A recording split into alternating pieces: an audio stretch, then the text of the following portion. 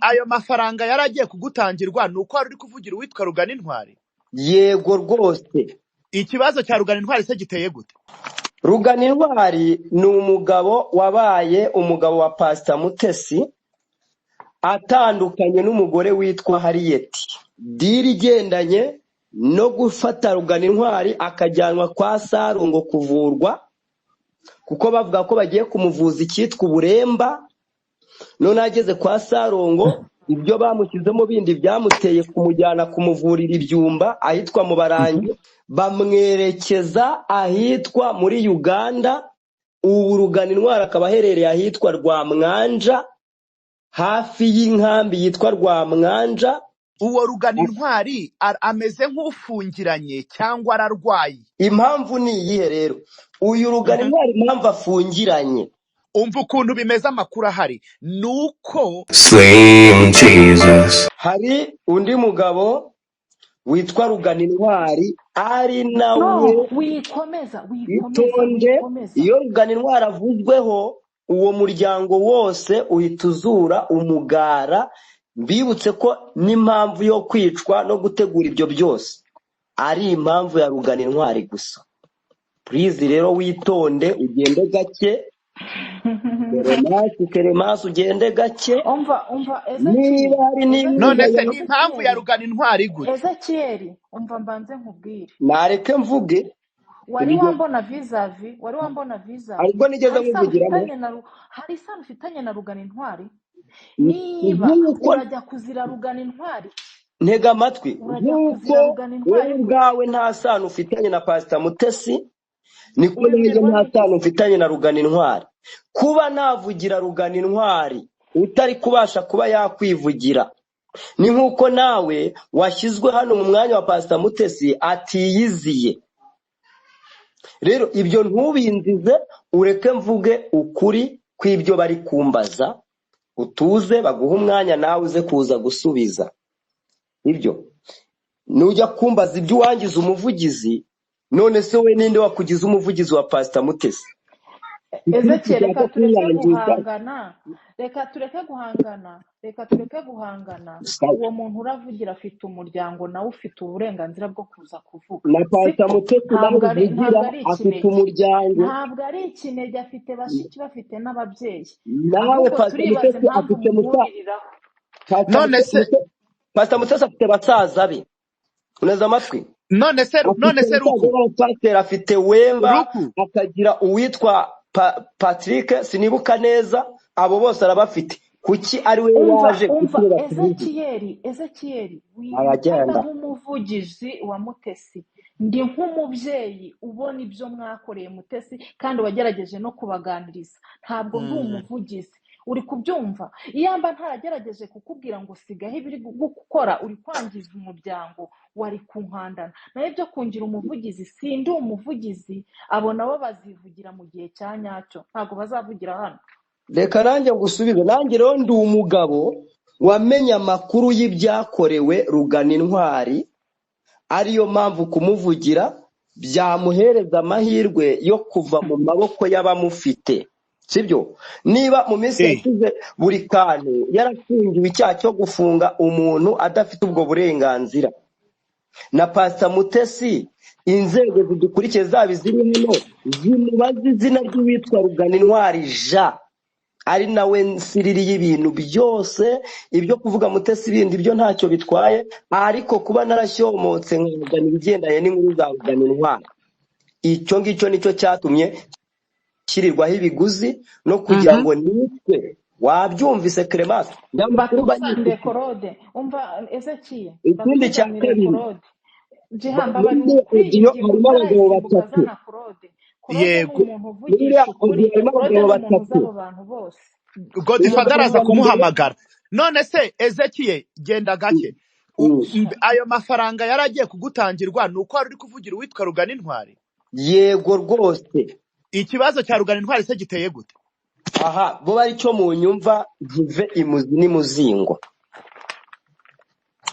Rugana Intwari ni umugabo wabaye umugabo wa Pastor Mutesi, atandukanye n'umugore witwa Harriet. Uyu Rugana Intwari arambagizanya na Pastor Mutesi bagakora umurenge bakanasezerana mu rusengero. Yamubereye umugabo w'isezerano haba mu mategeko haba no mu rusengero. Mu gutandukana kwiwe na Rugano Intwari, amakuru nabashije guhabwa n'abayafite n'ababivuga bambwiye yuko hari umugabo w'umudiaspora wo mu Buholande washatse gushaka Pastor Mutesi akamugira umugore wiwe w'isezerano. Hakazamo umutego w'uko Pastor Mutesi agiye gukora ubukwe n'uwitwa Rugano Intwari Jean. Uyu Rugano Intwari Jean yaje kurangira aganirijwe mu bamuganirije harimo n'uwitwa Bishop Gerard. Batekereza uburyo bwose byagenda bashaka guha diru uwitwa Pastor Claude, ariko ngo basanga Pastor Claude ni biri hanze n'umuntu utabika ibanga. Diri ijyanye n'iki? Diri igendanye no gufata Rugano Intwari akajyanwa kwa Sarongo kuvurwa, kuko bavuga ko bagiye kumuvuza icyitwa uburemba. None ageze kwa Sarongo ibyo bamushyizemo bindi byamuteye kumujyana kumuvurira ibyumba ahitwa mu Barangi. Ayo ni amakuru yatambukijwe. Nyuma yo kumujyana ibyumba batekinika bavuga ko byanze, bamwerekeza ahitwa muri Uganda. Ubu Rugano Intwari akaba aherereye ahitwa Rwamwanja, hafi y'inkambi yitwa Rwamwanja muri ako karere mu burengerazuba bwa Uganda. Amakuru nahawe n'abayafite nuko bambwiye ko ubu Rugano Intwari afitwe na mushiki wiwe wo kwa se wabo wubakiwe inzu y'amabati 20 iyo muri icyo gice cya Rwamwanja. Ayubakiwe nande? Ayubakiwe na Pastor Mutesi. Nyuma Pastor Mutesi akamushyiraho ibihembo by'amashiringi 30 ubwo ni 300 by'amagande ni yahembwa buri kwezi. None se uwo Rugano Intwari ameze nk'ufungiranye cyangwa ararwaye? Urakoze cyane. Mu buryo ameze nk'ufungiranye cyangwa nk'udafite uburenganzira bwo kuba yakwidegembya cyangwa yaba afite ubwisanzure nk'umugabo watandukanye na Pastor Mutesi, wenda akaba yakwishakira n'undi mugore muri ubwo buryo. Impamvu ni iyihe rero? Uyu Rugano Intwari impamvu afungiranye, akiganirizwa bamusezeranyije kuzamuha miliyoni 20 z'amafaranga y'u Rwanda. Noneho akimara kwemera ko divorce yayitanga yishyurwa 3 miliyoni cash. Nyuma amaze gusinya divorce imaze gusinywa aherezwa 5 miliyoni, ziba zibaye 8 miliyoni. Haba hasigaye 12 miliyoni.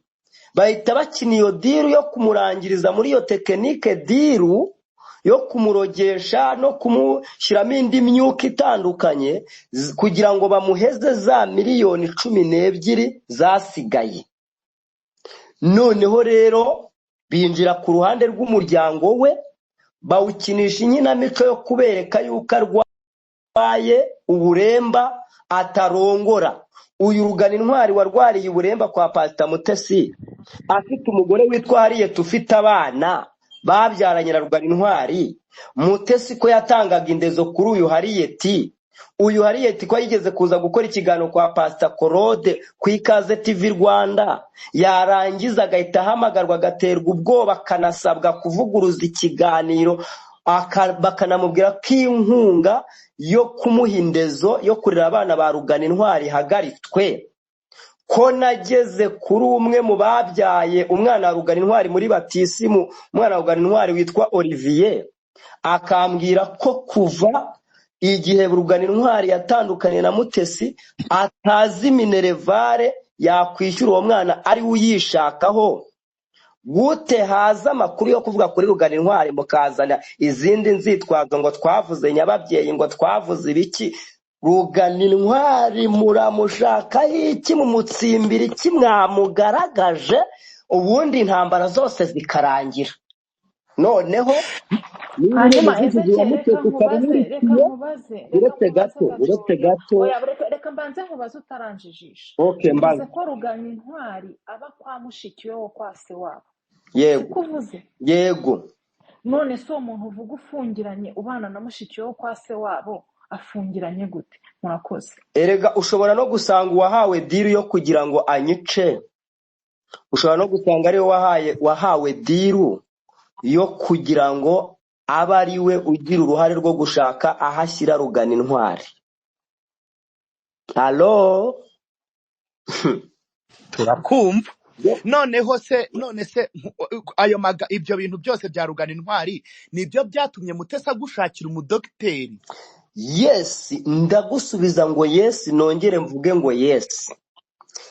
Mu gihe cyose twakoze inkuru kuri Pastor Mutesi, mbibutse uwitwa Bosco Impa yafungwa agafungirwa i Muhanga, icyo yari akoze nacyo nkivuge. Tubwire twumve. Icyo gihe yari ashotoye kuri Fuso ikora mu bijyanye no kwigisha amategeko y'umuhanda iri mu mazina ya Pastor Mutesi. Bosco Impa yahita ashyirirwaho umuntu ugomba kumugongesha iyo Fuso. Ibyo yabyivugiye kuri RIB, aravuga ngo nimutamufunga ndamwica. Icyo nicyo cyatumye Bosco Impa afungirwa kuri sitasiyo ya RIB hariya mu mujyi wa Muhanga. Urumva, ubu tuvugana amakuru numva amamiriza yuko bamwe mu bagize uruhare rwo gufunga Bosco Impa azira karengane bahise bakurwa aho ngaho bajyanwa Nyamagabe. Biba birangiye gutyo, aferi birarangiye na Bosco Impa arokoka gutyo. Urumva, igihe cyose twahere dukora inkuru kuri Pastor Mutesi, ko nari nkiraho mu Rwanda, kuki atigeze anshyiriraho amafaranga n'ibiguzi bingana gutyo byo kugira ngo mforomatishwe kamera na nicwe? Ikindi ariko yatanze ikirego, ariko biravuga ko yatanze ikirego. None ko yatanze ikirego, kurindira ubutabera bukakora akazi kabwo bimutwaye iki? Ku butabera, kukuboko k'ubutabera bw'u Rwanda ntaho kutagera. Aratanga ikirego anashandikishe banshake. Ibyo bintu bibiri wabasha we kubintandukanyiza no kubinsobanurira impamvu ntangira ikirego, ariko agashyiraho n'abantu bagomba kungirira nabi. Yavuze abagabo batatu bagomba barimo bamuri bubi.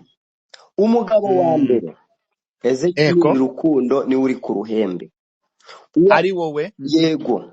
Uwa kabiri ni uwitwa Reverend Pasiteri Paul Sengimana. Uwa gatatu ubugizi bwa nabi. Hari ikintu utari kumva ndi kukubaza. Ubugizi bwa nabi ahangaha uvuze ko amafaranga yaguhaye. Ubugizi bwa nabi ni ubu yashaka kugira ngo mukorere uyu Ezekiel. Uvuze ko amafaranga wayariye. Hanyuma ko twumvishe amajwi yandi yakoherereje akubwira ko ibyo bintu yaje gusanga atakoresha umubiri, akanga ko mubikora. Kuki uvuga ko agomba kuyana kandi twumvishe audio avuga ko ugomba kubireka? Banza wumve iki ngiki. Yego. Urakumva Godfather? Ndakumva. Umva ukuntu bimeze amakuru ahari. Nuko ngo uyu Rukundo Ezekiel ngo yagombaga kwicwa. Mwaduhaye amaudio, turi kumva ari ibintu by'amaudio, ntago tuzi uwo ari we. Ibi bintu mwakoze, ibi bintu Godfather ntabwo ngiye ndahagarara hagati. Ibintu mwakoze bigize icyaha, ibintu byo gusakaza amashusho muyitirira umuntu kandi arayibusambanye. Hano muri kuvuga ngo mwarayakonvatinze, ngiyewe nabonye igitsina cy'umuntu waciye imyeyo. Ibi bintu muri gukora wumvikane, ni mwebwe muzi nyiracyo. Umwe muzi nyiracyo, twe turabizi se. Hanyuma se cyaba cyarakugezeho kinyuze kuri giye ko numva mu bishinja nge ngo ninge wabitse. Kandi wumva ari wowe babihereje, kandi wumva ari wowe babihaye. Kuba barabimpaye ngakuramo amajwi, singaragaze Na- video nuko narebaga nkabona icyo gitsina nkabona sindi kubona face y'umuntu ahubwo nkabona umuntu uri kwisambanyisha intoki ngira amakenga ndavuga ni uyu muntu navuga ngo ni runaka kandi atari runaka mu magambo yawe mu biganiro wakoze washimangiye ko uyu muntu ari mutesi. Yes or no? Tugarura amajwi mu biganiro. Claude, fungura mic yawe. nafunguye Uvugana n'uyu mugabo kuri telefone umuhamagara yagushimangiriye ko zira video ari za mutesi. Yes or no? yarambwiye ngo twisesengurire ntabwo yambwiye izina ry'umuntu uwo ari we wese hanyuma ejo namubajije buretse gato we Korode uyu Ezekiyeli ejo hano yaravuze ngo nkurikije ibyo Pastor Mutesi yankoreye ashaka kunyicisha nanjye nahise nshyira hanze ano majwi nyakuramo videwo kugira ngo mwereke yuko ibyo ari gukora ari ubusa ubugome ashaka kunkorera nanjye nabumukorera. Ayo magambo yayakoresheje ejo ariko hari ikintu ngiye kukubagenza ariko uretse gato funga mayika yawe mufunge mayika zawe funga mayika yawe kuzo wowe nawe Korode mube mufunze gato mube mufunze ngarure hari funga uduteramo ubusange naravuze ngo kwari ugutanga sinyari uyihande Mutesi kunkorera n'ubwambanya arimo hari amakuru mfite kuko iyo audio nyita hanze naravuze ngo ibi ngibi nyirabyo nabyumva arahita amenya icyo akwiriye gukora arebe niba yahagarika ibikorwa by'amakuru ndi kumva. Korode nyirabyo ninde nyiribyo bikorwa ninde ariko ubundi icyo mugomba gutindaho ikiremereye ni amajwi y'urukozasoni cyangwa ikiremereye ni ukwica umuntu mumbwire reka nacyo tubijyanane byose twabihaye uburemere Godfather niba ari Ezekiyeli karame ubugenza umva nkubwire Godfather abandi abamyutinze biza kutumenyera hano ejo nibo ubwabo bivugiye ngo yumvise amaudiyo bivugwa yuko Pastor Mutesi ari kumutangira amafaranga ngo yicwe anamburwe buri kimwe cyose anasiba ibiganiro aravuga ngo nanjye nkimara kumenya ubugome agiye kunkorera mfite videwo nazikuyemo amajwi kuko iyo nzisohora ari videwo byari kuba bigize icyaha. urakoze cyane you guys hano twese tuba twica njyewe umva ndibuka pe nanakomeje no kwa sister ndamubaza ngo ese kuri kubica ku ruhande nyiraya majwi wakuyemo video nyirizo video wakuyemo aya majwi ninde nuwo nyine wari ugiye kungirira nabi none se wari ugiye kumugirira nabi twari dufite hano muri iyi nkuru tumazemo iminsi ibiri yose we mwebwe mushobora kuduhereza amafaranga yo gukonsita ku buryo mushobora kuzana imikino yanyu ahangaha mujye muvugisha ukuri guca mu ziko ntigushye kujya kufata uburemere turabwumva kwicisha umuntu Mutesi nawe turamugarukaho buriya n'ubuhemu ni n'ubugome bw'indengakamere n'ibimenyetso n'abihari azabibazwa kandi n'ibimenyetso nimba bihari azabibazwa kimwe nk'uko nawe ngibi turi ntabwo bivuze ko naga murajya kuri ibyo ngibyo ngo mufate ibintu cyane kuba abantu barakugambaniye ngo bakwice bagatanga n'amafaranga twabyumva kuko rwose ariko ntabwo ibyo ngibyo tuza kubyirengagiza ntabwo urapfa urahari tunakumara impungenge buretse gato koro tunabamara impungenge ku buryo n'uyu Rukundo aramutse yitabye Imana wenda atari n'umuntu umwishe ibi bintu byabazwa Mutesi ni nayo mpamvu dukeneye yuko buretse gato ni nayo mpamvu dukeneye yuko ibi bintu bijyaho buretse gato nabamyutinze muretse kwa myutungura ndagira ngo babwire ko naburemere bw'aya majwi yo kuvuga ku kugambanira ku kwica twabihaye nubwo twebwe tutari abacamanza umva uyu mupasita Mutesi nawe yakoze amakosa akomeye cyane bigize n'icyaha rwose kujya kugambanira umuntu bene kano kageni, kuko izi saha nimba uwo muntu wagombaga kukwica yarariye amafaranga ntanakwice, uri kumva? Ni ukuvuga ngo uramutse unarwaye ibicurane cyangwa ugaturwa hanze n'inzara cyangwa ukagira isereri waraye mu masengesho ugapfa, byabazwa pasita Mutesi. Ni nayo mpamvu ibi bintu bigomba kuzajyaho umucyo, nawe ukazi n'ahangaha ibintu bikajya mu murongo cyangwa mukabisotinga ukundi, ku buryo bigaruka muri media, ibintu byanyu bikazaba byarakiranutse, ejo utazanicwa n'urwo wagenewe bikajya kuri pasita Mutesi. Sibyo? Ni ukuri kw'Imana tubwizanye ukuri. Kandi still n'ubu izi saha Rukundo aramutse apfuye twabibaza pasita Mutesi, niwe twakwataka ahangaha, uri kumva? Okay. Ariko noneho tugaruke, wumva uburemere twahaye ayo majwi nuko kwicwa uri kuvuga. Sawa, tugaruke kuri aya majwi na video. Uravugisha ukuri, tumaze iminsi birahangaha. Si wowe wavuze yuko ari video ufite wabikuyemo ama audio kugira ngo wereke pasita Mutesi yuko ibyo byose wabimenye yuko agiye kukwica? Twagiye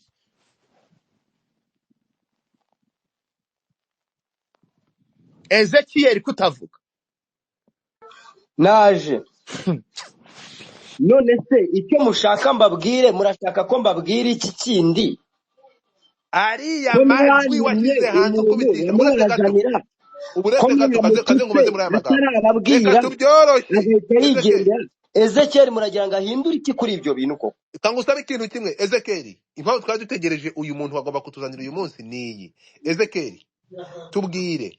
Ezekeri, ariya majwi washatse wabwiye Mutesi ijoro kugira ngo nani empayinga ari amajwi ya Mutesi pasiteri Uriya mugabo uretse gato wimvugiramo, ariya majwi wamubwira ko ufite ibintu bye, ndagusubirijamo inshuro ya nyuma, wayakoresheje ari amajwi uzi ko araye cyangwa ntabwo ufite ibihamya ko araye? iyo nza kuba mfite ibihamya yuko araye, kuko yampaye ubwambure bw'igitsina, ntabwo yampaye fesi y'umuntu, mba narababwiye ni runaka. Ariko kubera ko nanjye natekereje cyane, none kubera iki ufata amajwi y'urukozasoni y'ubwambure ukayakoresha mu guhangana na Mutesi uyamwitirira?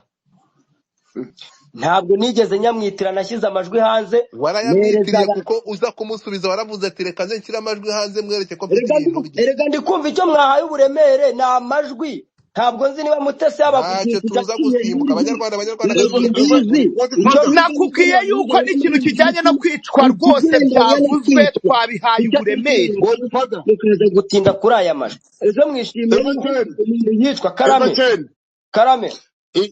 icyo abantu bari hano, nta muntu n'umwe wariye ruswa yawe cyangwa ngo arye iya pasita Mutesi. wamureka icyo dukeneye ni ukumenya ngo amajwi, ese koko video ni pasita Mutesi cyangwa ntabwo ari we? Tubwira uti ni we cyangwa si we. Niba utubwiye ngo ni pasita Mutesi, ibyo nibyo dukeneye. Niba utubwiye ngo ntabwo ari pasita Mutesi, ibyo nabyo dukeneye kubimenya. Nabikubajije kenshi gashoboka, ni pasita Mutesi, ni mama Sharirene, yaba ari urambwira ngo buri muntu wese yisesengure. Wowe none wabyakire n'uwabiguhaye yakubwiye iki? Dusesengura iki? Dusesengura utubwiye ngo ni kanaka. Ibyo birahagije. Ikintu cya mbere mugomba kumenya, ikirego cyaratanzwe muri RIB. RIB nimpamagara nzitaba, ngaragaza ibyo bintu, aho nabikuye n'uwabimpaye n'ibyo yambwiye, hanyuma nawe ahamagazwe asobanure we izo video we yazikuye. Icyo ngicyo kirahagije. Buri itangazamakuru ni ikintu cyo kwirindwa. Hari amagambo nshobora kuza nkavuga hano, umuntu ejo akazanyihakana. Niba umuntu yahise ava agahita agenda, aramutse ndakumyotenze jadi uyu mugabo ari kutuzongurutsa. Ejo impamvu twagaritse space nuko ari kutunyuza hirya no hino cyane rwose. turavuga ati tuzanire, uretse gato turavuga ati tuzanire umuntu waguhaye izi video, mutubwira ko ari uwo muri Swede, utubwira ko ari umuntu wo muri Swede wa mugabo we. Uyu munsi birangiye utuzaniye umuntu uri Bugande w'umusirikari ngo niwe waguhaye ziriya video, uri kuturimanganya. Jihad, tuvugisha ukuri, ntabwo ufite umwanya wo guta. Watubwiye ko umuntu waguhaye video ejo. Ndakubwira rero, niba udashobora kutubwira niba udashobora kutubwira uyu muntu, reka tugusaba baratubwira rero, reka uyu muntu mubazanire ejo azaza babwire imva n'imvano y'aya mavideo. Atuzaniye umugande. Utuzaniye umugande. Uyu mugande utuzaniye aratubwira rero ntabwo yigeze avana ururimi mu kanwa ngo ashimangire ko uyu muntu aya majwi ari aya Mutesi. uyu mubyeyi mwageretseho ubu bwambure kubera iki mwabikoze aya masaha mukaba mudashobora guhagarara ku maguru yanyu? Kuki byonyine mu magambo yawe uravuga ngo nafashe aya majwi kugira ngo mwereke ko mfite ibintu bye n'ibindi bizaza, ariko mvanamo video kugira ngo bitaza kugaragaza umuntu, ntaza gusakaza ubwambure bw'umuntu, ndayakomvatinga. Kandi ibintu wabyitiriye Mutesi, uyu mukozi w'Imana. Kuba yarashatse kukwica, ibyo ngibyo biguhereza impamvu yo kumwitirira ubwambure butari ubwe, udashobora guhagarara uvuga ko ari ubwe. Niba udashobora kubuhagararaho hano, kuki ubumwitirira?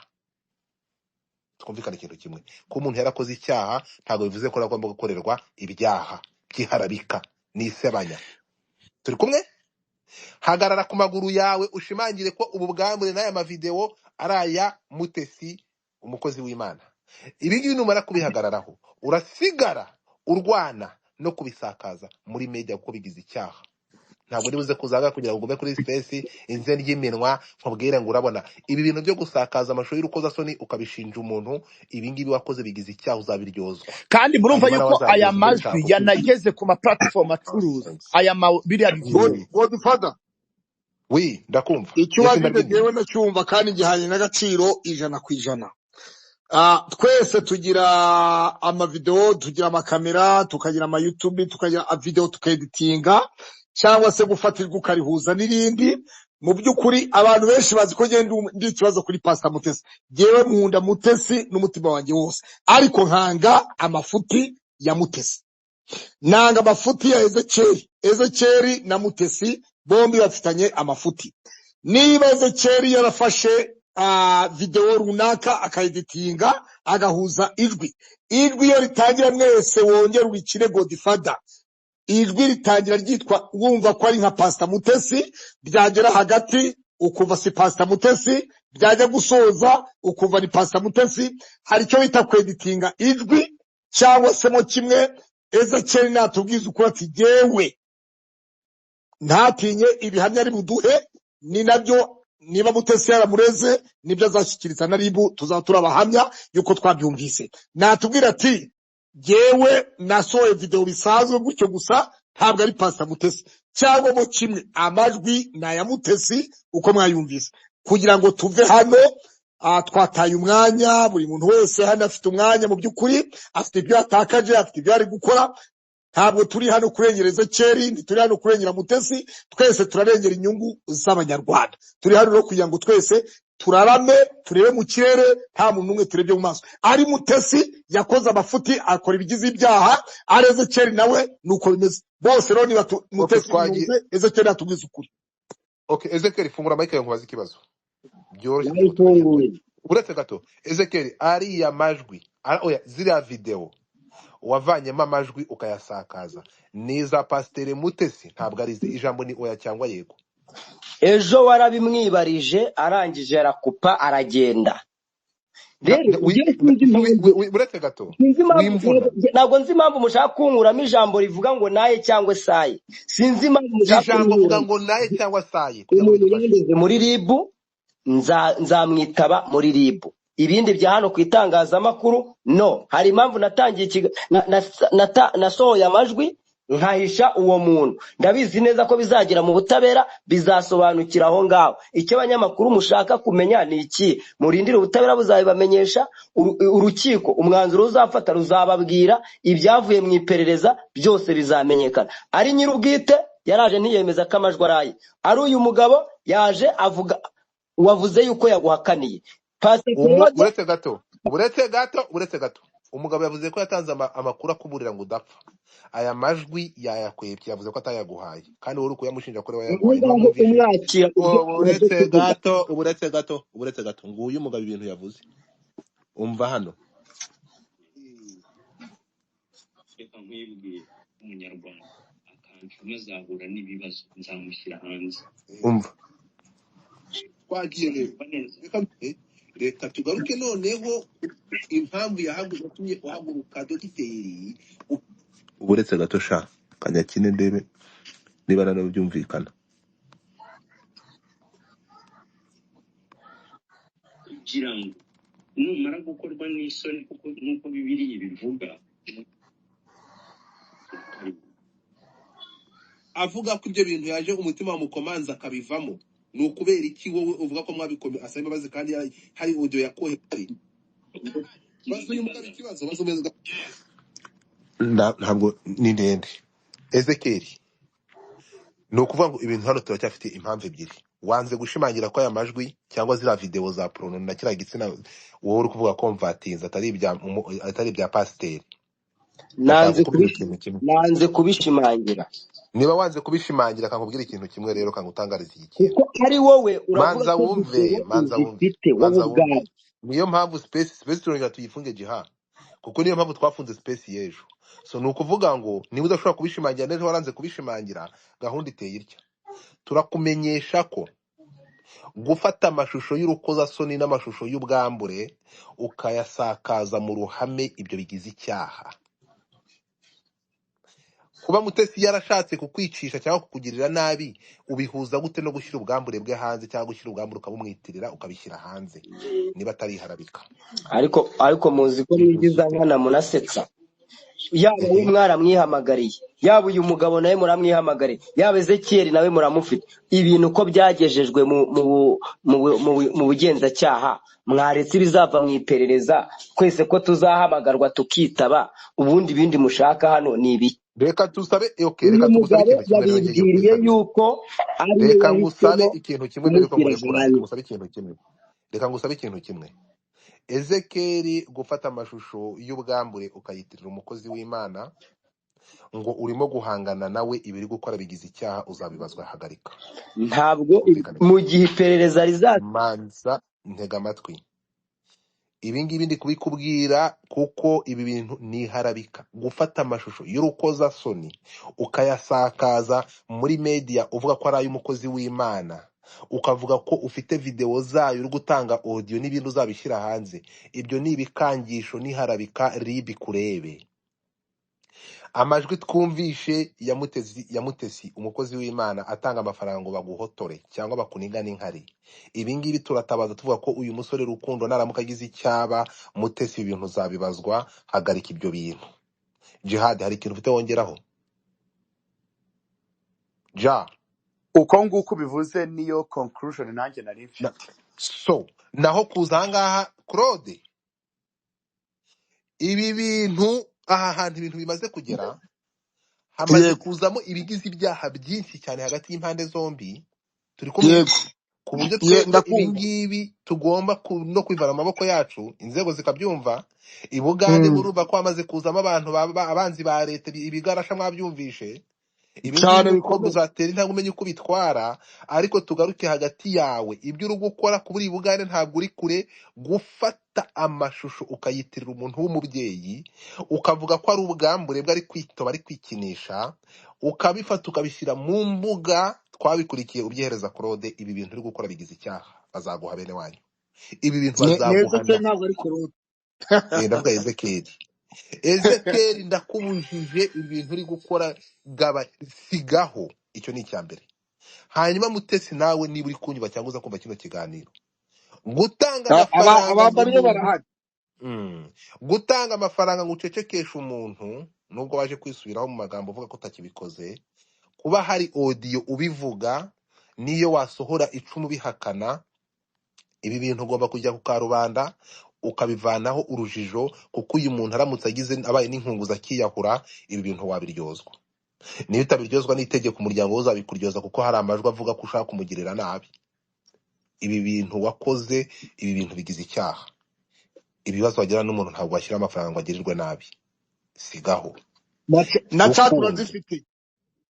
Rukundo Ezekiel, icyaha cyo gufata amashusho y'urukozasoni, reka nkubwire ko yaba ari umupasiteri, uyu mupuri turi kureba utose ari kwishyiramo intoki,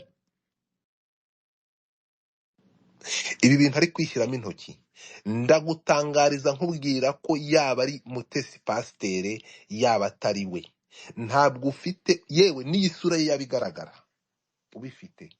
Kubisakaza mu ruhame ibi bigize icyaha, kandi wamaze kubisakaza bazagukanda.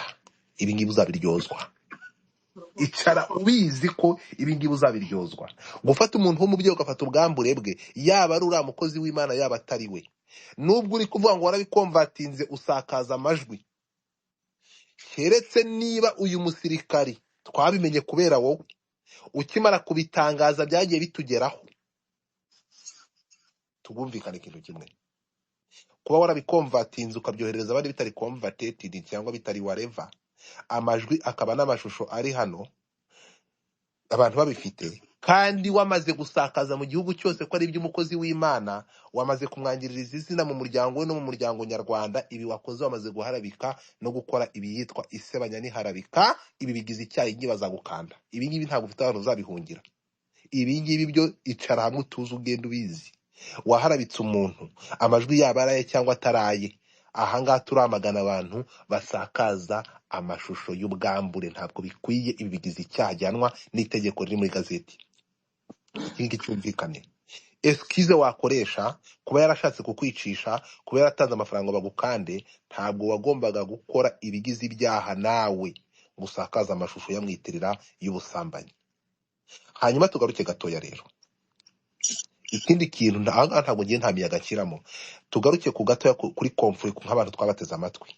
Ezekiel, impamvu zituma watakura mubyeyi wifashisha ijambo ry'Imana ngo wagombaga kumusesengura, mukagera naho mujya mu gitsina cy'umuntu mukajya gushakanya ababyeyi mukayisesengura nk'umugabo muri kumwe aho ngaho, n'uwo witwa Paul mwinjiye mu buzima bw'umuntu muramuhungeta. Ninde wabahaye ububasha bwo kwinjira kujya gusesengura ubuzima bw'umuntu? noneho nyababyeyi. Ibi bintu mwakoze nabyo bigize icyaha. Uyu mudamu mwaramuhungese. Gufata umuntu mukagenda no mwinjira muri nyababyeyi ye, warangiza ngo uri umukozi w'Imana ukazana ijambo ryo muri Bibiliya ngo rirabikwemerera kwinjira mu mukozi w'Imana, mukajya kumwinjiramo, mukajya kubara abagabo yashatse. Mu ijambo ry'Imana ufite uburenganzira, mu itegeko nshinga ibi bigize icyaha. Ubu ngubu itegeko nirijya kuguhana, itego ryo mu Bibiliya rizakuburanira. Uzajya imbere y'umucamanza uvuge ngo itegeko ry'Imana umurongo wa Bibiliya Matayo 12 rivuga gutya. Subiza. Kuko igihe twamubazaga ngo washingiye hehe umwita indaya, waduhaye umurongo wo muri Bibiliya. Uyu murongo wo mu Bibiliya uzavuguruza umurongo wo mu itegeko riguhana. Ibi ngibi rero kubikubwira ntabwo ngende buzanga ngo nkurigate mu nnyo, ntabwo ariko bimeze. Wakoze ibigize ibyaha, ufata umuntu uramwibasira ukoresheje itegeko ryo muri Bibiliya kandi arengerwa n'itegeko ry'igihugu, itegeko nshinga. Aha ngaha rero warabikoze statement, kandi nibyo bintu wavuze, wisamye wasandaye, watinye kuvuga kandi waravuze ejo. Ibi bintu wakoze byo kwinjira mu buzima bw'uyu mudamu ukageraho ujya mu mubare w'abagabo we, ukinjira muri nyababyeyi ye. Uyu mugabo muri kumwe aha ngaha yabareganye, we yivugiye ko mwakoze ikiganiro mwinjira mu buzima bw'uyu mubyeyi ngo musesengura kuri nyababyeyi. Mwibuke nabyo twahereyeho vraiment. So ibi bintu mwakoze uyu mudamu, nanjye uramutse kaze nkubwire noneho aha ngaha, ngewe ntabwo nashaka kugira ngo ubakwice, ntabwo naguhiga ngo ntabwo natanga amafaranga ngo bakwice. Naza nkagukona cyangwa nkajya gukorera ngutwara mu nkiko. Uramutse winjiye muri nyababyeyi y'umuntu wanjye, uramutse winjiye muri vie prive yanjye ukajya muri nyababyeyi ye ukamwinjira, ntabwo nge na umva, ntabwo nakwihanganira. Kuko nimba mwibuka nababajije nti wowe uhuriye hehe na kese ya Pastor Mutesi na Rukundo, ngo twebwe twari turi kuvuga ngo kuri nyababyeyi ye ntiye hari iyo abagore banyu yaburiye mu yamutesi se ku buryo mwaba muri kuzisesengura.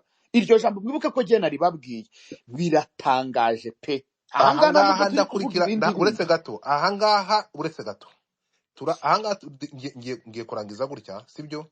Ahangaha turasaba umuntu bita Ezekiel kureka guhungeta umuntu bita Mutesi, amuvuga ko akoresha ijambo ry'Imana, amusesengura nk'umukozi w'Imana.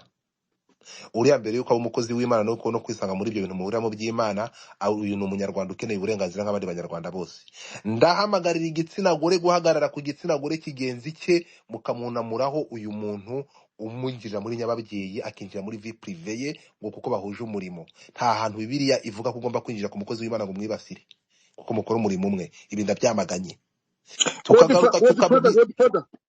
Ngiye kurangiza ngo ijambo, tukagaruka kuri Mutesi. Wari gusoza aruko tumaze kuvuga byari byiza ugasuza nk'umuntu ufite space yawe.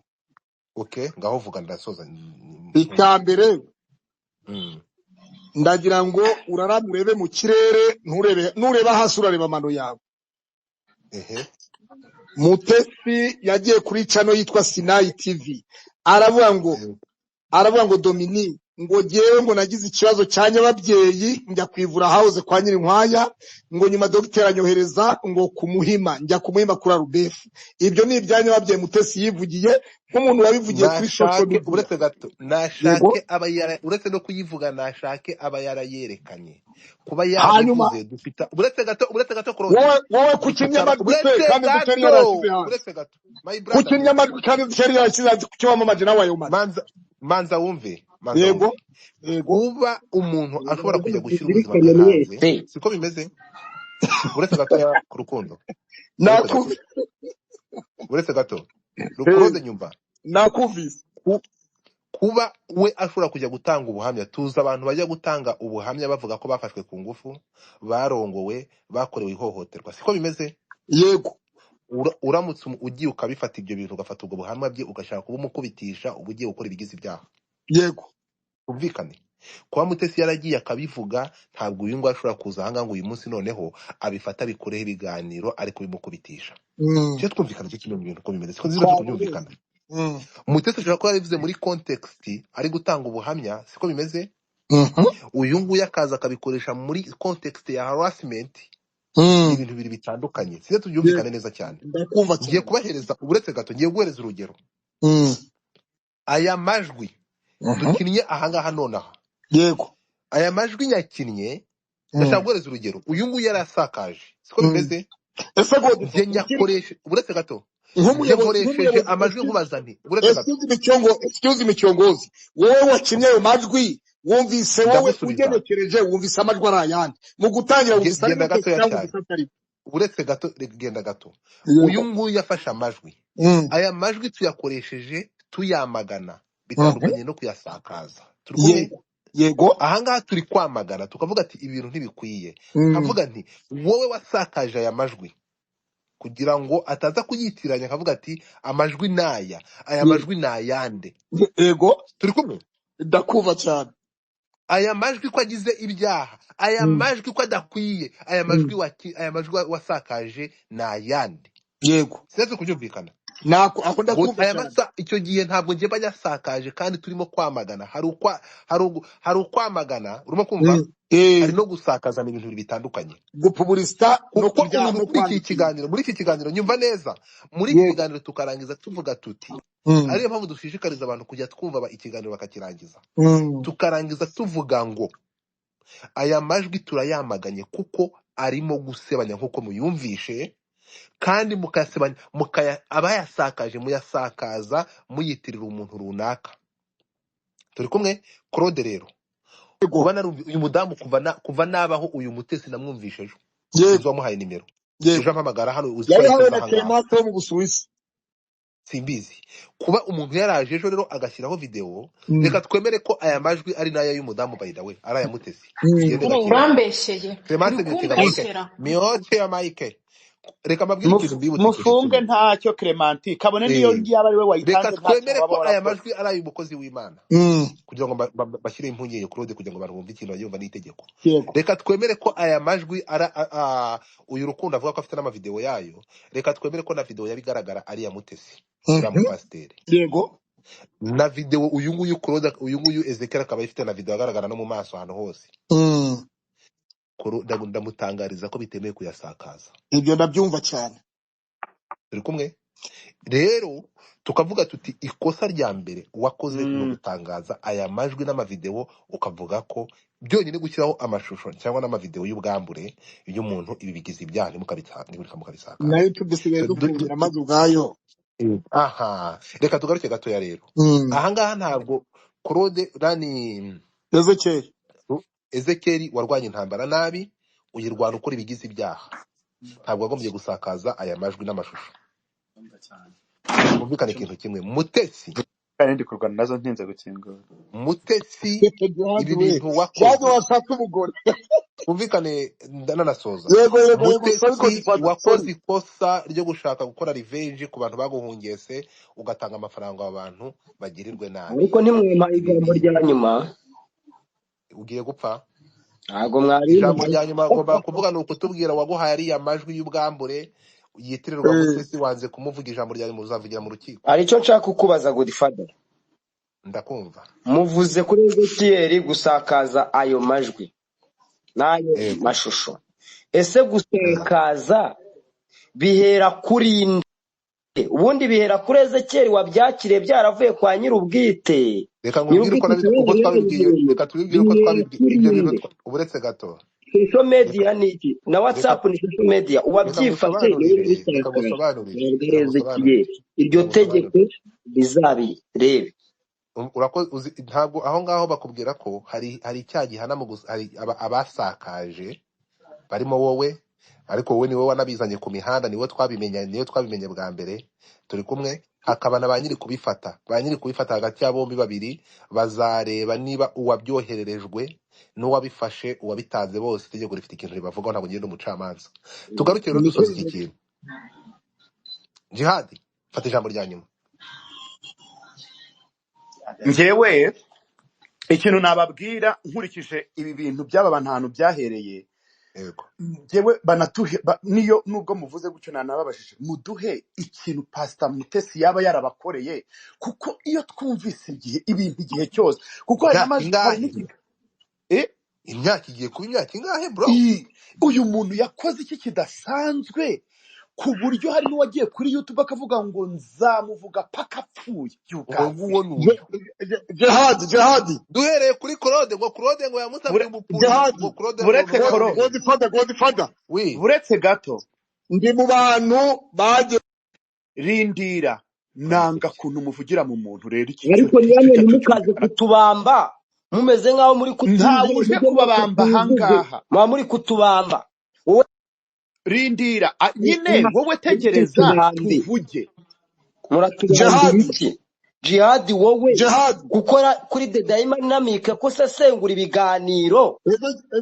Ezekiel Karame, ndabaza Jihad, wakoze iki cyatumye Mutesi akuvana ribu ukagera muri parike aho procureur yamubajije ngo mute urashaka ko nzara Jihad? Wavuze ko Jihad wishyize ku mihanda, urashaka nawe kubaga Jihad wo ku mihanda.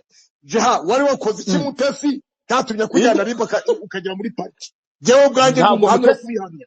Mutesi ntabwo yajyanye muri ribu. Ndi imbere y'Imana mburinda urumarana kuzaho muri igihugu cy'u Rwanda. Wowe ubwawe Mutesi yarakoze kuregana nanjye na Karegeya na Ezekiel na Jerry Mugwiza na Romeo Janvier. Ntabwo bampamagaye, bazampamagara. Baza wumve Jihad rero reka tubwizanye ukuri, ureke ibintu byo kuzana ibintu byo ku ruhande. Ufite umwanya ku ruhande turi muri ribu no muri pariki. Mutesi yangejeje muri ribu, wowe yakujyanye muri ribu. Uzi ko mbonye yuko umukozi utaramugambiriye, none ko ntarabona koru ya parike. Nuko Claude yakubereye igitambo. Ambo ahubwo izo nkuru nazo ndazimenye. Izo nazo ni cyane ugomba kuzindanguza. None se Koro wowe umbera igitambo gute? Uretse gato uranyitambamira Koro, tujye tubwizanya uko baratureganye umbera igitambo. Turavukana. Baza wumve ikintu nshaka kukubaza Jihad, ko ninde wagiye kubiryozwa? We waba warabiryojwe kugira ngo mwumve ko njyewe nzabiryozwa? Ese mwebwe ayo mavideo mukabona n'ayo mashusho mwakoze iki? Ko mutamamagaye ngo mungire inama mumbwire ati ibyo bintu bikureho, ahubwo namwe mugashyiramo akarindi ko kubisansibiliza inshuro mwabikinnye hano ubwanyu mugabizi. Zose turi gukina ahangaha nyine tunibaza ngo abiri bande. Erega turi gufata umwanzuro w'iyise. Ubwo rwitwazo mu rukureho kwibaza ngo ndetse mu byibazo mukiramo ayo majwi. None Godfather ndakumva. Jihad n'amakanya mubwire ngo jewe nagiye kuri parike inshuro enye na Pastor Mutesi inshuro enye. Porokerero aranyibwira ngo twahisemo mu bantu bose Mutesi wareze, twahisemo wowe na Pastor Claude kuko ari mwe mwabaye imbarutso y'iki kibazo cy'ibintu byose. Hari Jihadi, hari Jerry Mugwiza, hari Ezekeri, hari Nibishaka, hari runaka, hari Karegeya, hari na runaka na Rugo Jambo. Parike yafashe bande babiri genda Mutesi. Babyumvise neza. None se baza wumve yewe nahagaze mu kimbo cyanyu mwese. Mutesi mugaragariza ko nta bintu na bimwe abanyamakuru cyangwa se abantu bo kuri YouTube bo kuri social media bavuga Mutesi atabyizaniye ku bihanga. Akantu kose ntaga ibimenyetso, buri kimwe cyose gishoboka. Porokereri adusaba na Mutesi kujya mu kiganiro, tugakora ikiganiro, tugasaba imbabazi abanyarwanda ndetse n'imiryango yacu muri rusange. Mutesi asubiza Porokereri ngo Porokereri ngo jewe famille yanjye ntiyabyemera. Porokereri amubaza ngo none se ufite famille kuruta ya Pastor Claude ufite umugore? Icyo gihe yari yazanye n'umugabo we kuri parike. Wabyumvise neza Jihadi? Hari n'izina ryawe. Aramaze ngo umpamagare Jihadi. Wicarane na Jihadi. Wiyemeje wamaramaje kuba ku mihanda, nawe umunyamihanda mute. Mpamagare Jerry Mugwiza wavuze ko akora n'abarangi, nawe urashaka umurangi. Rero Jihadi vuga make, genza make. Hari byo yewe sinzi ibintu uri kumbaza. Ibyo bintu byose biri kuba nta nubwo mbizi. Turi kugendera kuri aya majwi yasohotse. Ayo majwi y'icyo nkubwira ni mubaze musuzume mbere yuko musuzuma. Kandi twese hano twarayakinnye. Ahubwo ibyo byose uri kuvuga, ahubwo ibyo byabaye ryari?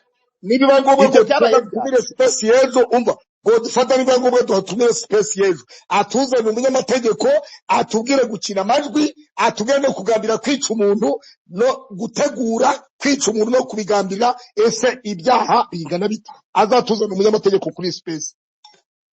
Ejo wari uri kuri space, uyu nguyu avuga ngo amajwi yayakuye muri video, yanga gusohora video hagasohoka amajwi. Ezekeri nawe azatubwira impamvu yakinnye ayo majwi agambiriye kugira ngo yihorere kuri Pastor Mutesi. Niba ari Mutesi nyawe, niba ari Mutesi wa pirate, tuzabimenya byose. Godfather wadutegure space hano. Ibyo tuvuza ahangaha. Ibyo byose sibyo tuvuza. Godfather. Yego. Godfather. Ibyo bintu Pastor Claude avuze sibyo tuvuza ahangaha. Godfather. Buri ari kuri telefone. Uri kumva koro? Mongoli. Uyu Ezekiel uretse no gukurikirana amajwi. Hari ugukurikirana ibi bintu byo kugambirira kwica uyu mugabo. Hari ugukurikirana izi uyu mubano w'ibi bigarasha ngo byo muri RNC. Hari no gukurikirana ya mavideo. Aho no gukomeye n'amashyi. Ibyo byose bigomba gukurikiranwa. Ntiwicare rwose ngo uvuge ngo harakurikiranwa ama audio gusa cyangwa se ibyo kugambira kwica umuntu. Kuko niyo mpamvu twanabibabwiye. Pastor Mutesi nawe yakoze ikosa. Mbibasubiriremo. Kuko uyu nguyu yaramutse apfuye ni Pastor Mutesi wabibazwa. Ibigomba kujyaho umucyo. Aya majwi na yarimo amashusho kuko yavuze yuko afite n'amavideo. Gukomeza kubisakaza ndetse n'uri wakomeje kubibaha yanaje hanavuga yuko agifite ibintu byinshi. Gukomeza kubisakaza rero bigize icyaha. Ntabaza Mutesi uyu muntu wavuze kuri YouTube ngo azamuvuga paka apfuye yaragamije. Mutesi nawe aravuga ngo ntacyo atakora kugira ngo Ezekeri atoke. Ngo oya rwose ibyo kugambirira kumwicisha byo nibibonerwa ibimenyetso Mutesi azabibaza. Ese ubu ngubu ningira n'ikibazo nawe nzakwita inyangarwanda cyangwa njye wanyita inyangarwanda. Ikibazo cyane nawe gifata u Rwanda gute? Mutesi yiseze cyeri ngo ni inyangarwanda. Inyangarwanda seze cyeri yasaba kigira. Ibyo byose mu birebe. Oya ibyo byo rwose bijyanye koro twumve neza ukuntu sinzi niba batangiranye natwe. Oya sinatangiranye muri conclusion.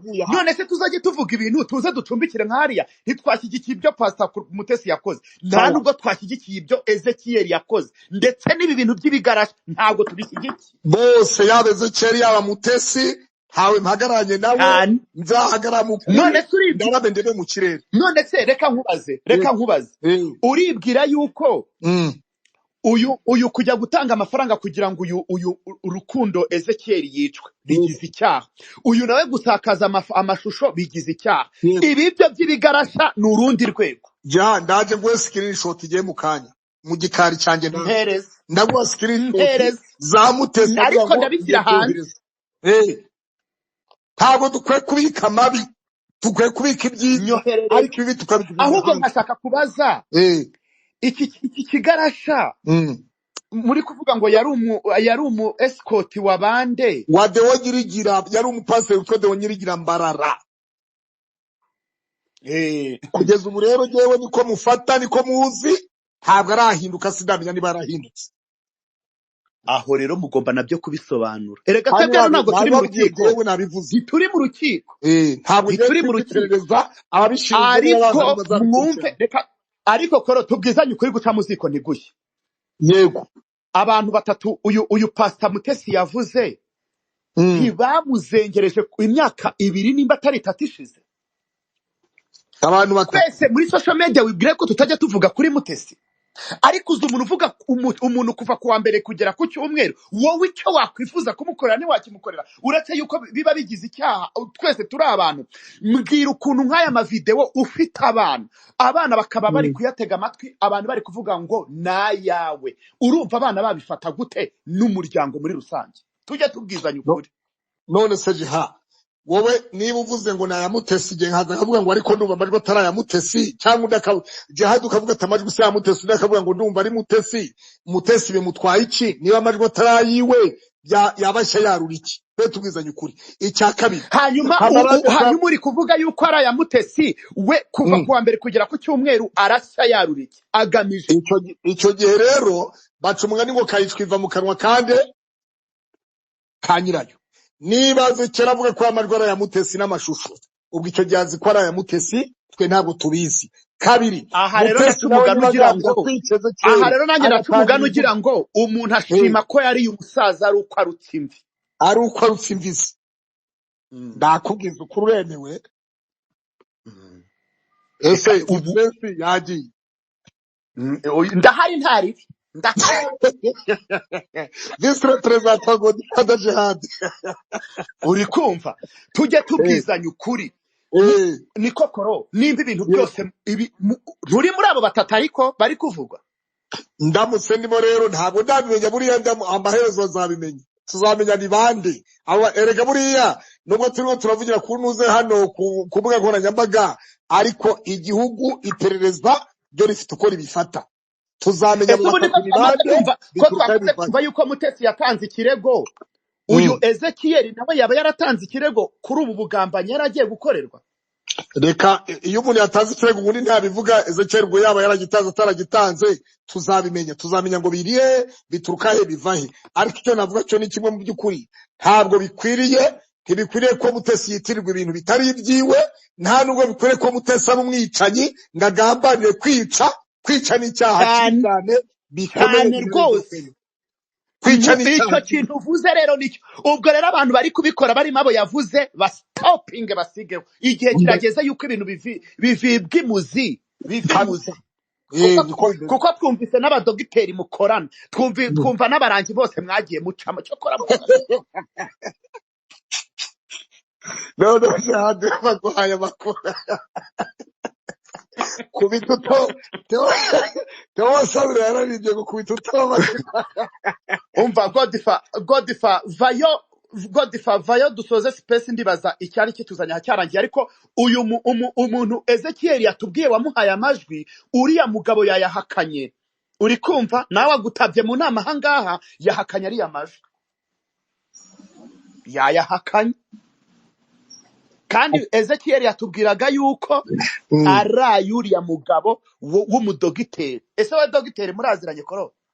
Ntabwo muzi nabo, je navuganye nawe uyu munsi, ntabwo muzi nabo, yarampamagaye inshuro 2, nanyije muhamagara WhatsApp call ntiyanyitaba. Uyu munsi nibwo nagize gutya mbona nimbere yampamagaye mboniri online, ndabaza nti hero, kuko je ntabwo narizi ngo nindi. Nibwo rero yanyibwiye ko yitwa Papa Sharirene wanyawe, ko uwitwa Papa Sharirene ntakabanyura Claude wanyuze kuri YouTube agirana ibibazo na mama Sharirene avuguruza iyo mama Sharirene yamuvugagaho ko atariwe mama ariwe papa Sharirene, ambwira ko papa Sharirene rero wanyawe ari uwo w'Ibugande, ambwira ko yanaririmbye muri korali yitwa bakurikiye Yesu y'Abadventiste munsi wa karindwi ku Kacyiru yitwa Patrick. umva rero ukuntu ibintu bimeze kugira ngo duclosing ino space wenda ngo dufata mite muhamagara bifunge. Mbabwiza ukuri, guca mu ziko ntigushye, gusakaza amashusho y'urukozasoni bigize icyaha, haba n'andi uyu Ezekiel yaba agifite, haba n'andi bazamuha, byaba ari ibya Mutesi byaba atari ibye, abisigeho. Ikindi, kugambanira umuntu biganisha ku kwica, hakaba n'ibyico mu kwica wakwifashisha kugira ngo bigufashe kwica umuntu ukanabyishyurira, nabyo bigize icyaha, kuko ariya majwi ya Pastor Mutesi nimba koko bino bintu byarabaye akanishyura, kuko uriya mugabo yanaje aravuga ngo uyu muntu yaranyishyuye. Mu kuri kw'Imana kugambanira umuntu bigize icyaha, tujye tubwizanya ukuri, ibi bintu ntabwo bibaho. Duspose ko wanabivuyemo, ariko uyu musaza ngo ni Etienne nimba ari Ezekiel, aramutse apfuye yakwicwa n'inzara, yakwicwa n'urwo yagenewe, yakwitura hasi, yagira sida, n'ubundi abantu bakwataka Pastor Mutesi. Ibi bintu mugomba kubishyira ku ruhande bikava mu nzira. Erega nimwumve yuko na RIB nibahamagara mwese cyangwa ikabatumiza, mwumve yuko umwanzuro ari ugufunga, kuko ubutabera ntabwo bugaragara uko umuntu yagize gute yafunze cyangwa yafunzwe. You guys, ibi bintu bigize icyaha, haba gusakaza aya majwi, kandi ni ukuri kw'Imana. Nk'ukuntu umwana bigambiriye bati ariko uzi umuntu aza kuvuga ngo twari turi muri nyababyeyi y'umuntu, wowe urumva bitakubabaza koro? Tubwizanye ukuri, guca mu ziko ni gutya. Yamanutse. Hanyuma rero mwabantu musigeho icyo nabibwirira cyo. Godfather, umva Clementine, Oui. fungura mic.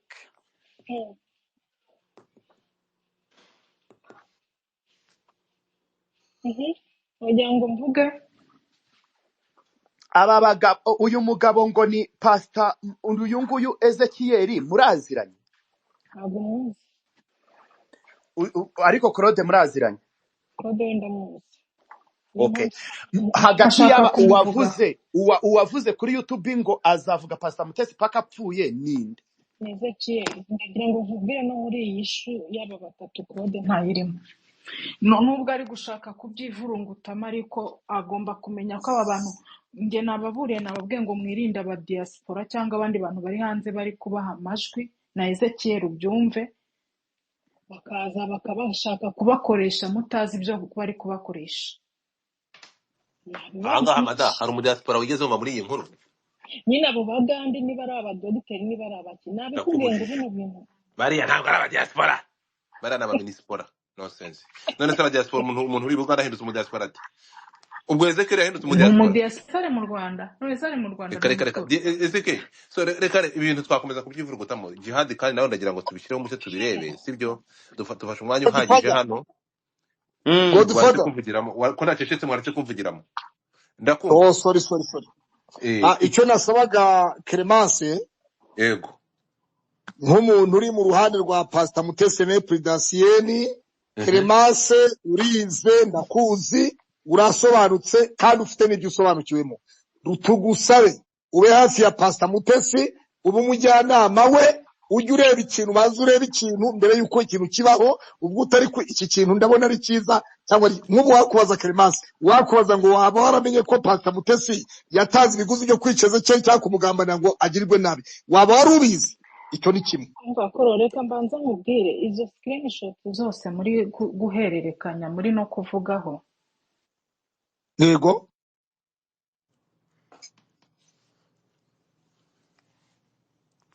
Kwamanutse.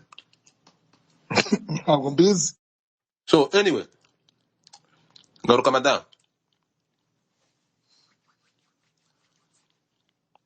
Tubishoje gutya. Yego. Reka tubisoze gutya, sibyo? Hano hari inzego, niba ibintu byaratangiye bikaba byaratangiye ari ugushogoranya, ari ugutotorana byangombwa by'abakozi b'Imana batumvikana, bikaba bigeze aho bamwe bajya kubana basigaye bafitanye imikoranire cyangwa bagera n'abakontaktwa n'ibigarasha by'i Bugande nk'uko muri kubyumva, bikagera aho bamwe batanga amafaranga abandi bicwe, bikagera aho abantu bazanye ubwambure bw'abantu babwitirira abandi. Ibi bintu inzego z'umutekano zigira ikintu zibikoraho kuko ubona ko bimaze gufata indi sura itari nziza. Urumva? Ni ukuri ngira ngo barabibona niba bigeze aho abantu bo muri RNC babyinjiyemo, ngira ngo mwumvisha amajwi ya bigarasha n'ibindi. Turasaba inzego zikugira ukuntu zareba kino kibazo zikirangize pe. Ariko ku rundi ruhande Claude, uyu mudamu ndavuga ngiye kureba nkanjye, uyu mudamu urabona ko yibasirwa. Godfather, tandukanya kwibasira. Wowe ni ubuse ibiganiro dukoreye ahangaha mu ntuze mu gitondo, amacana atandukanye ntaza ko yabisakaje kubera iki twizanye, twaje kuvuga ibyo twavuze. Niba bitangaza turavuga ngo abantu batwibasiye nibashyiraho content cyangwa se Umutesi nawe yajya kuri YouTube cyane akabavugaho aba bantu. Bikomeye cyane.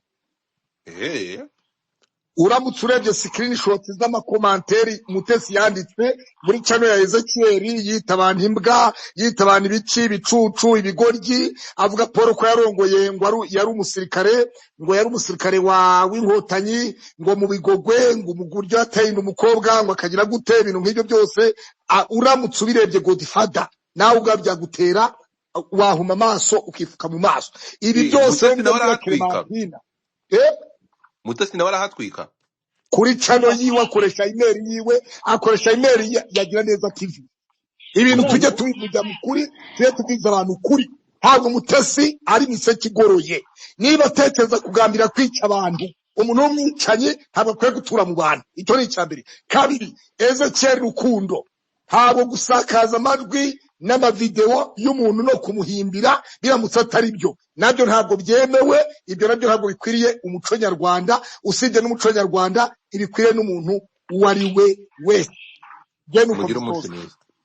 Murakoze cyane. Ubutumwa utanga Clementine. Ikintu nashakaga kubwira Claude, ni nawe nshaka anyihanganiye kuba nkubahutse nkaba nakuvugaho mu bantu benshi. Claude, ushobora kugaragaza ahantu Mutesi yigeze akwanjama akavuga kuri abo bagabo? Ahantu Mutesi yigeze anyanjama, aho yigeze yanjama abo bagabo, reka mvuge kuri abo ba Ezekiel, wahagaragaza? ntabuzwa n'iki ariko Kerema none se ariko si umugore namugira nawe utanga ubutumwa none ugiye gusubiza iganiro bari gushongoranya katirwa n'Imana. Kerema kuza kuri social media no kwiyahura cyangwa no guhitamo ibyiza cyangwa ibibi. Yewe yahatitaho uretse gato. Okay, warumaze gusoza. Reka ntanga ubutumwa bwanjye. Wowe nabwo gutanga ubutumwa barangiza ukazanga ukaza gusubiza ikiganiro ndarara hano. Ntago nongera. Reka mbaho ubutumwa nshaka kubabwira. Mwirinde umuntu wese uza siritu akakubwira ngo mfite amashusho y'uyu muntu. Umwirinde cyane cyane ndabwira Ezekiel. Ubutumwa hereza Ezekiel ubutumwa nshaka kuguha, uriya muntu ashobora kugukoresha nk'igikoresho kandi wafite ibyo ashaka kugeraho, byagera hakomeye akakwigaranzuka. Ukurikije ibintu aba bantu bose baganiriza izo screenshot, harimo gutandukanira ibyo bari kubaha biratandukanye. Ngaho tanga ubutumwa kuri Mutesi washatse kwikira. Ikindi nshaka kubwira Mutesi, ubutumwa Mutesi nawe nagabanye kwizera abantu agakabya, agabanye kwifata amajwi akayaha abantu, kuko umuntu niba gusanze ni box utamuzi, uri kubyumva, umuntu gusanze ni box utamuzi akaza kukwandikira message, warangiza weho ukamusubiza audio, ntabwo ubuzi icyo agambiriye. Uretse gato nkubaze mada, wowe nuvuga ngo ugiriye Mutesi inama yuko yizeye abantu bari bagiye kugambara nawe bakamuvamo, ntabwo uri kumugira inama uburyo bwo gukora ubugizi bwa nabi bwe, nta kintu ushaka kuvugaho? Ubugizi bwa nabi bushyigikiye wumve ushyigikiye uri kumugira inama kuko bamuvuyemo areke kwizera abantu akorane n'abantu ubugizi bwa nabi batazamuvamo. ariko agambiriye wabanza kwica abantu ukanyumva amugira inama izo nizo nama muhaye. tanga ubutumwa ku gikorwa kibi yakoze. reka mbanze nkubwire winca mu ijambo wishaka kunyobora uko mvuga njyewe ndi umuntu mukuru mugiriye inama ku kintu mbona cyabaye kabitera y'ibi bintu byose ngo bitangire mu misi sibyo.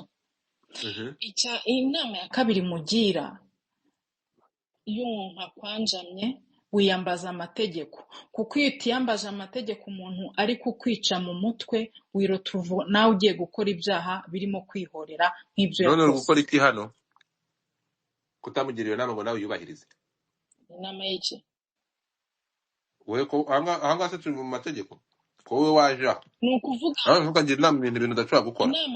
inama ndi kumubwira ngo yagombaga kwiyambaza amategeko aho kwihorera nabyo ndakumvise ndi kuvuga ngo iyo